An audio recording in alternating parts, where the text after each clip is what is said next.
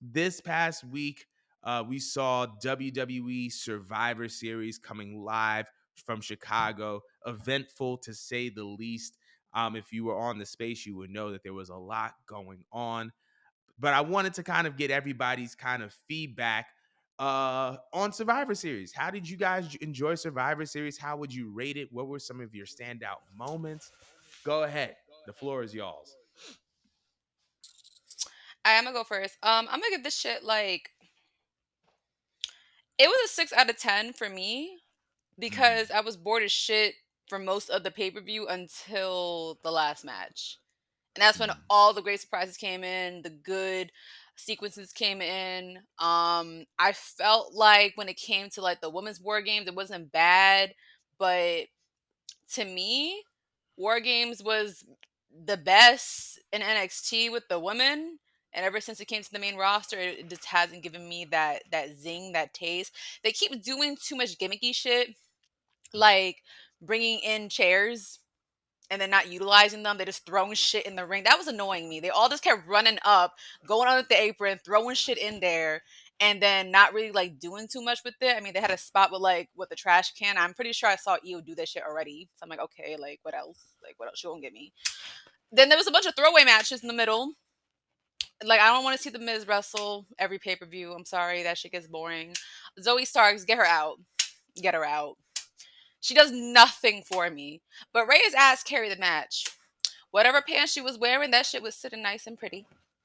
Yes, ma'am. But the main event is what carried the whole pay per view, and of course the surprise at the end. But I know you guys want to go into that. I'm gonna give that shit a 6 out of 10 and pass to the banks. What do you think about it? Hey man, I was playing Uno and charades with my family. I had that pay-per-view on the side, like word, she doing a trash can spot for NXT Takeover. That's what's up. Damn man, Gunter beat one of my goats, The Miz. That's crazy.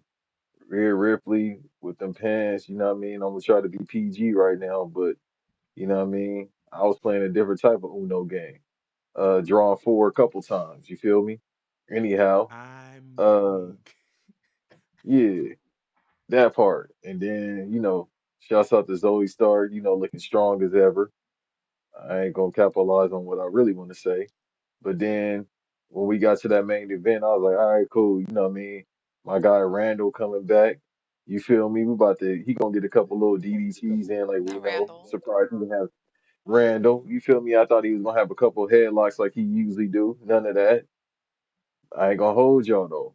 Y'all already know what time it is. When that music hit, caught me off guard. I did mark out a little bit. I ain't a CM Punk fan, but I was like, damn, that's what's up. And what I mean, I got on the horn, hit a couple people up, like, damn, that's what we really doing right now. Came back with a clean white tee. You feel me? A pro club. He had some Adidas on, clean, some jeans on, Levi. You know what I mean? He came back, you know what I mean, looking in shape. I'm like, damn, bro, either it's the WWE cameras or he got in shape. He just wasn't trying to do that at AEW because it's AEW. No disrespect to AEW, but it is what it is. It is what it is. It is what it is. I guess. Ooh, Mike. I guess it's my turn. Um, I would give Survivor Series actually a solid 8. I didn't necessarily prefer the EO trash can spot. However, I liked the match. I think there were some good spots in there. And I also like the way that they booked the ending because I feel like there has been this growing tension between EO and Bailey. And I think that the ending of that match, I think, is going to point towards the eventual split between Bailey and the rest of Damage Control, right? Between Kyrie Sane coming back, Dakota kind of stepping into a role as a mouthpiece, which is something that Bailey was traditionally doing. Um, the writing seems to be on the wall that Bailey is going to be out of Damage Control, and that Damage Control is going to consist of probably Kyrie, Asuka, Io Sky, along with Dakota. And that's something. I don't want to say is the best option, but I'm very interested to see how it looks because Dakota has been someone who WWE has been kind of teasing and trying to promote and push ever since NXT, but it always seemed like an injury kind of got in the way.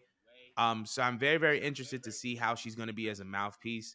Um, so there's that.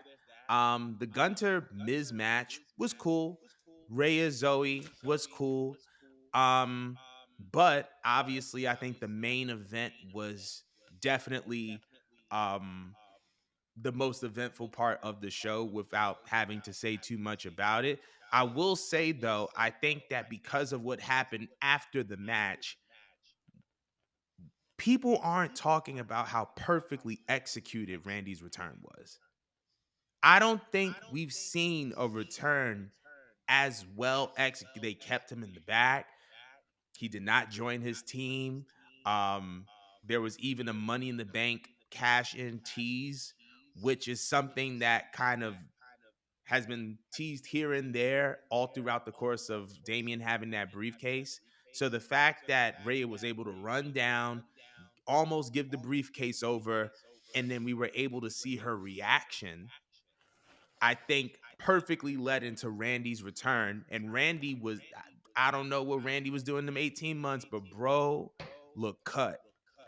Bro looks way bigger now than he did when I need the he, plug. yeah, You have right. like I I two need need to more to. know, pack cents. bro. I'm like, who is this man? He looked like Brock. He looked like tan Brock. I'm like, this isn't Randy. This ain't Randy. But I think him coming into the match when he did, um, it was fairly quick, fairly seamless, seemed to be pretty safe, you know what I mean? Like by the time he came into the match, I think the majority of the damage had been done, and it was just a matter of him having to pick up the pieces, do a nice little cute RKO from the top, and then the 1 2 3. But I also think that another thing that doesn't isn't talked about within that Survivor Series team is we saw the full display of the faces of Raw.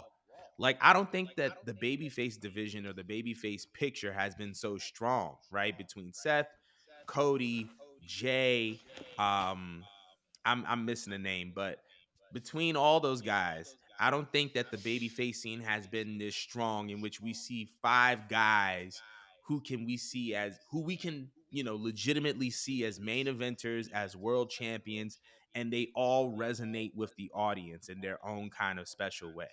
So I think that, the main event was just a great display of the baby faces of Raw, great return for Randy, and then obviously that music at the end. Um, I'm not gonna get too much into that because that's gonna be the next segment.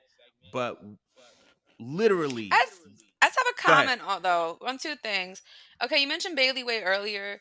I understand what they're doing with the story, but my issue is that Bailey's booking has been shit. Like she's been taking L's and Mm, racking up L's for many, many months, and they would never do that to any of the other four horsewomen.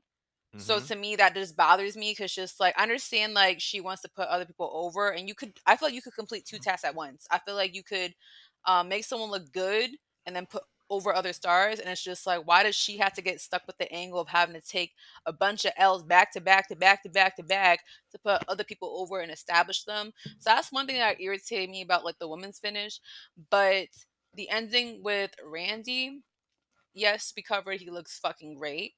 One thing that I really loved, yes, he kept it safe, but it was more like he was like giving out cues almost. mm, Like he was giving out cues of what they're gonna plot later on. And I like the fact that on commentary they were referencing a few things. Like as soon as like, him and Cody had that little connection and they tagged with each other for that one move, they brought up legacy. So now that yeah. obviously like puts like a plot there, like a little seed right there to where they could do anything with Randy, you know? Mm-hmm, You don't know what they're gonna do with Cody in between then and now, but we all been like entertain the idea of bringing Legacy back. Obviously, without right. Ted, uh, was it Ted Teddy DiBiase DiBiase? Jr. Yeah. Yeah, it was Yes, DiBiase Jr. yes, Yeah. yes. They could put someone else and still do that because Randy is a leader at the end of the day, But he did come back as a babyface. He could do Mhm. something with Cody and be the reason why we get heel Cody finally. We all been waiting for a heel Cody. So This is that's very, what very my true. brain was thinking. Those were the gears that was going through my head as soon as I saw that. I felt like they were planting little itty bitty seeds while also establishing his return. But as far as Punk goes, I know we're gonna get to the next topic. I just thought like the staggering of that is what saved the whole entire show because the whole thing was a snooze fest. If I would pay for my ticket, I would have been pissed. But seeing that Mm. ending and this the returns, that's what the whole pay per view was about. But we're And gonna just get into that. I Go was going ahead. to say we're going to get into that to stagger off just a couple of statistics pertaining to Survivor Series. This is reported from WWE PR. This year's Survivor Series broke the all-time Survivor Series merchandise sales record. Higher Survivor Series gate than previous year.